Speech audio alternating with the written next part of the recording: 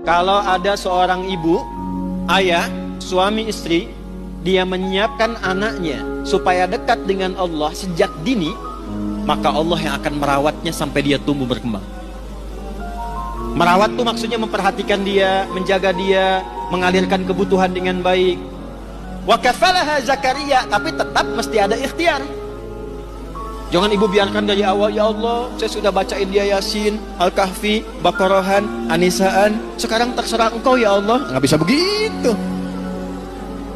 Cari sekolah yang baik, cari orang baik untuk ngajar, ustadznya cari. Nanti dengan ikhtiar itu turunlah rezeki dari Allah. Seseorang memulai mengajarkan agama dan masalah tauhid, pengesahan Allah kepada anak-anak dari kecil, dari masa kecilnya. Ibnu Abbas masih kecil. Banyak orang tua tidak mau mengajarkan anak-anaknya dari kecil masalah agama. Dianggap nanti aja, gampang.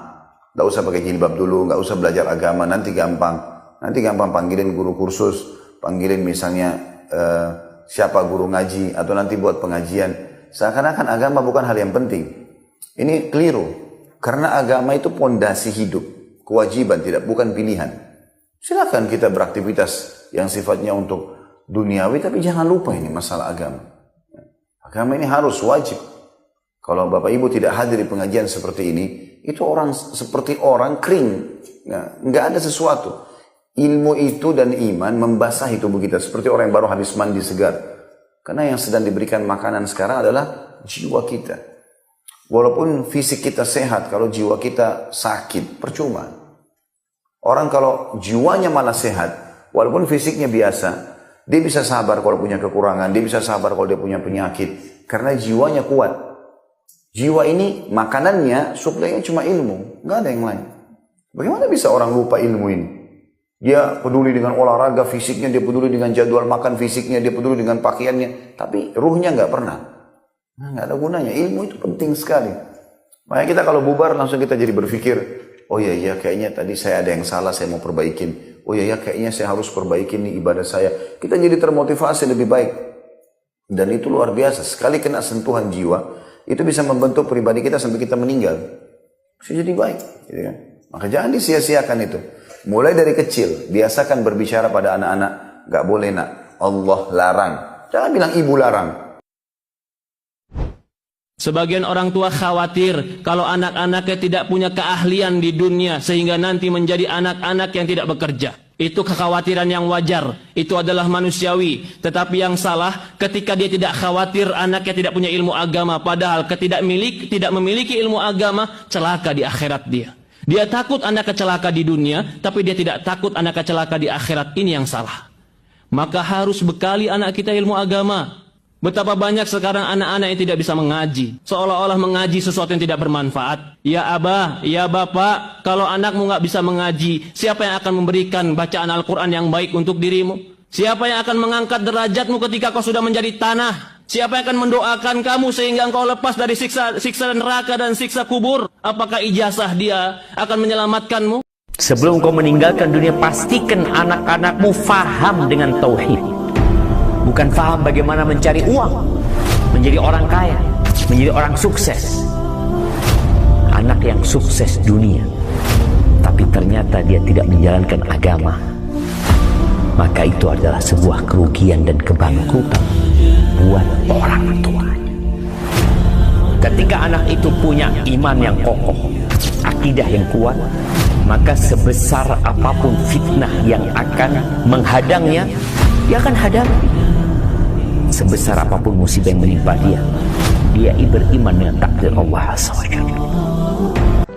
Saudara-saudara kaum muslimin, lalu kalau kita orang-orang tua yang hidup di zaman sekarang ini sudah sering beristighfar, mengurut dada, melihat situasi, membaca peta keadaan, konon tantangan yang akan dihadapi oleh anak-anak kita 15, 20, 25 tahun yang akan datang jauh lebih berat dari apa yang kita hadapi sekarang ini. Maka adalah wajar jika kita sebagai orang tua yang cinta kepada agama, cinta kepada anak-anak kita, berpikir untuk mewariskan nilai-nilai yang luhur ini kepada anak-anak kita generasi yang akan datang. bagaimana pada mulanya kita harus mendidik mereka? Mari kita telusuri apa yang dicontohkan oleh Al-Quranul Karim. Orang-orang tua bijaksana yang diceritakan dalam Al-Quran, kalau sudah berpikir tentang anak-anaknya, generasi yang akan datang, pendidikan pertama yang diberikan kepada anaknya ternyata adalah persoalan akidah. Nabi Ibrahim, pertanyaan yang paling merisaukan beliau buat anak cucunya ialah, ma ta'buduna min ba'di. Saudara bisa lihat surah Al-Baqarah ayat 133. Anak-anakku, kalau pada satu saat nanti aku, ayahmu ini sudah tidak ada lagi, meninggalkan kamu semua, meninggalkan kehidupan dunia ini, ma ta'buduna min ba'di, apa yang akan kamu sembah nak kalau ayah sudah tidak ada lagi?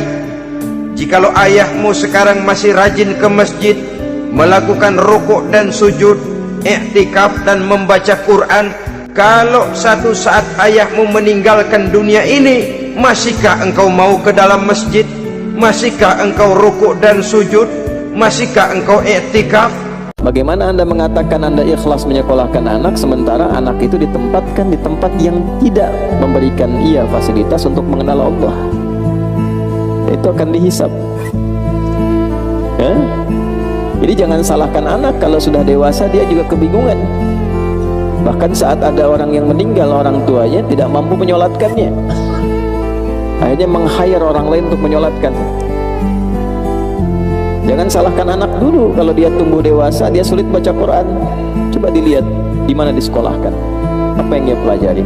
Al-Imam Ibnul Qayyim mengatakan mayoritas anak durhaka itu karena orang tua. Mayoritas, kata beliau, mayoritas anak durhaka itu karena orang tua, dan orang tuanya akan ditanya oleh Allah Subhanahu wa taala. Karena Nabi mengatakan kullu mauludin yuladu 'alal fitrah, bayi yang lahir itu lahir di atas fitrah. Fa abawahu yuhawidani, orang tuanya bikin dia Yahudi, au yunasirani, atau menjadikan Nasrani, au yumajisani, atau jadikan Majusi. Awalnya ini baik nih anak, kata Allah, fitrah, siap menerima kebenaran. Di antara makna fitrah dijelaskan oleh Syekh Ibrahim Ruhaili, siap menerima kebenaran. Terus yang membuat melenceng apa? Yang membuat dia jadi ahli dunia, ya orang tuanya. Nggak, ini anakku ini anak baik Ustaz, cuma nih gara-gara salah pergaulan, akhirnya dia ngedrugs, pakai obat-obat terlarang. Iya, yang nawarin itu bandar, tapi serangan bandar tidak akan masuk ke hatinya kalau orang tuanya membangun benteng yang kokoh, yang bernama iman, yang bernama tauhid, yang bernama nama-nama dan sifat-sifat Allah, sehingga anak itu selalu muraqabatillah.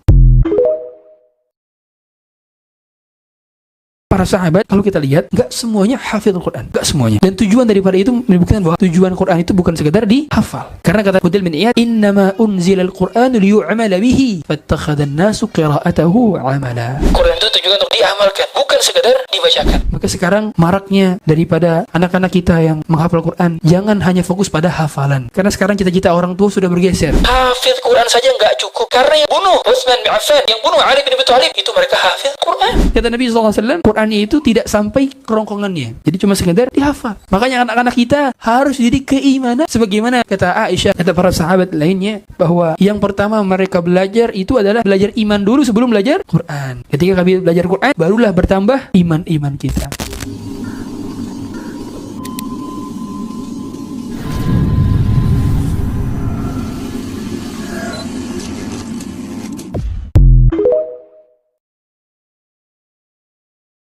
Didikan terpenting bagi anak kita tuh bukan jago kok matematik, bukan. Didik agama dulu supaya kenal kepada Allah. Kalau anak kenal ke Allah, kalau anak patuh ke Allah, Allah yang ngasih takdir terbaik bagi anak kita, bukan kita. Kita nggak tahu apa-apa yang terbaik bagi anak. Anak itu ciptaan Allah, anak itu milik Allah. Kalau anak dididik agama dengan benar, anak kenal ke Allah, dia akan hidupnya tenang, bahagia, ditunjuki yang terbaik oleh Allah Subhanahu wa taala. Nah, supaya anak mau belajar agama, orang tuanya dulu